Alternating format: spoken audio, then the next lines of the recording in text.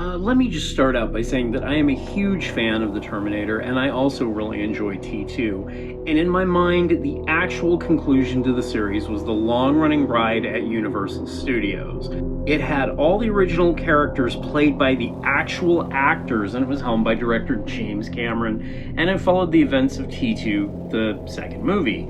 There's no reason in my mind, or probably Cameron's for that matter, that this was canon and concluded the actual franchise. He was done with the franchise, and in his mind, probably all the events that happened after the Terminator ride are just alternate timelines that only exist between Terminator 2 and the movie ride. I heard Cameron was back for this latest one in a series of increasingly worse disappointments, and he's not the director, so, you know, who really cares?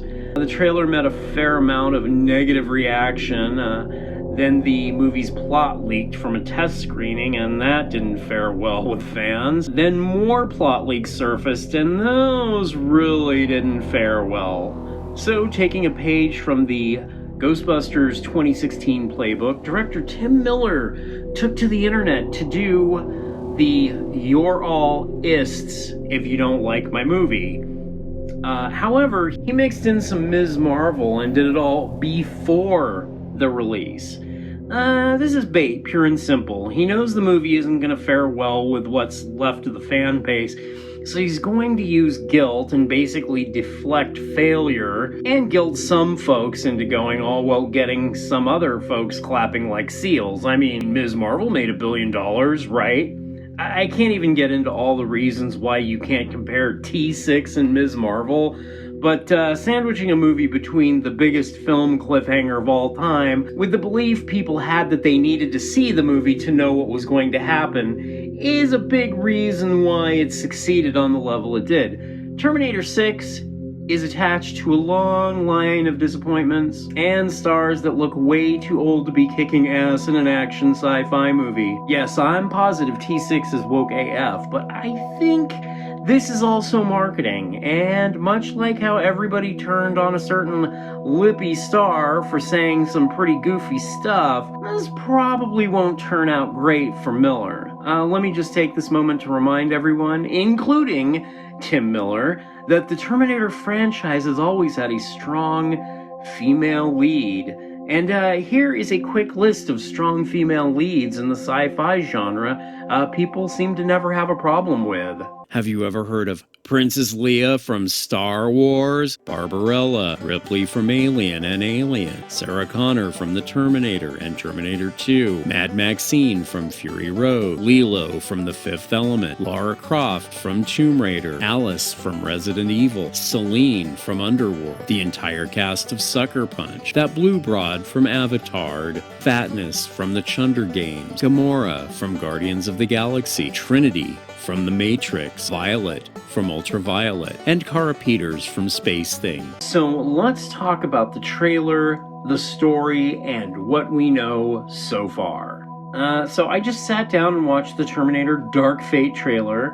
I mean, I saw it, but this time I actually watched it, paying attention with an analytical eye and trying to figure out the movie's plots and beats and how the story fits together.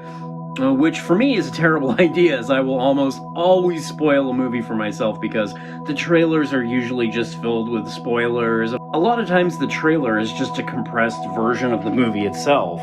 If anyone out there is familiar with trailers or has ever cut a trailer, you will know what I am talking about. So first thing is Justin Bieber and Selena Gomez are driving in an old truck, and you might say, that's a girl, and I will say, so is Justin Bieber. So they get in a scrape with the best idea the art department could come up with, which is the look of the T-800, the most popular Terminator, and the function of the T-1000. So then Justin Bieber and Selena Gomez get saved by Hillary Clinton, and from there, it's just a gag reel of Linda Hamilton shooting stuff, the androgynous Terminator kicking ass, and Terminator standards like a semi-truck chase, a Terminator that is human, and CG stunts and explosions. And lastly, a shot of Arnie once again playing an old dude, all while a mumblecore pop song plays. Some of the CG looks okay, some not so great. And Linda Hamilton is back, and normally I'd be excited about that because I used to think she was hot. What I saw was a lot of the new characters and very little of the old characters, and pretty much no Arnie, which at this point is probably fine. All in all, I get the Force Awakens vibe, new characters with the old characters clumsily shoehorned in to pass the torch in the most ass way possible. So obvious to me up front is the woke girl power message, as in all the characters that are the good guys are strong womings, and probably indulge in a bit of the old muff diving.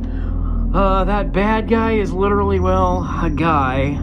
Arnie seems to be completely useless, and just like Luke Skywalker in the new Star Wars movie, he literally just shows up at the end and seems to ultimately be the butt of the joke. So now let's get into leaks and spoilers. So according to leaks, which supposedly came from test screenings, Terminator 6 opens with Skynet being defeated, like at the end of the real Terminator 3, which, as I said, was the ride at Universal Studios that was canon in the Cameron-verse. So everyone is partying at a bar, and young John Connor is approached by a Terminator and gets, well, terminated. Young John Connor is blasted roughly 3 times in the chest by presumably a digital Arnie, which this is something we've seen before. Britt Azar, a bodybuilder, and they put a CGI Arnie mask on the dude in Terminator Genesis so he could play a young Arnie Terminator. And here's a pic of him with Jude Collins, who is credited as John Connor. So this seems to ring true. So immediately, Danny Ramos, aka Selena Gomez, is introduced as the new savior of humanity, as the female is the replacement for the male that was John Connor. Justin Bieber Terminator is a cyborg sent back from the future to protect Selena Gomez. In the meantime, Sarah Connors has been fighting Terminators this whole time, since Legion, which is either a program or an app, and took over where Skynet left off, and it didn't just send back one Terminator, it sent back a buttload. When Sarah Connor finds out who's been texting her, the locations of the other Terminators, it's none other than the Terminator that wasted John Connor for some reason. And that's Arnie, by the way. Which makes the Arnie reveal in the trailer, make a little more sense. So another possible leak has said that the movie also packs in a pretty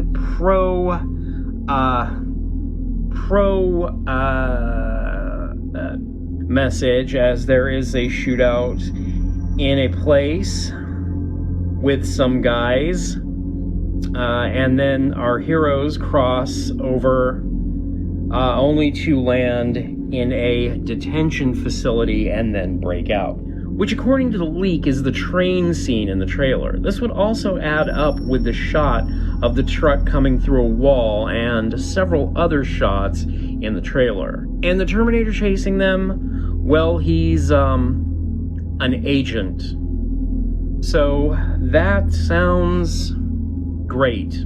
So I guess James Cameron is back wanting to drive the last nail in the coffin of the Terminator franchise. And it's been long theorized that Cameron has ties to the Shadow Elite and foreshadowing certain major events.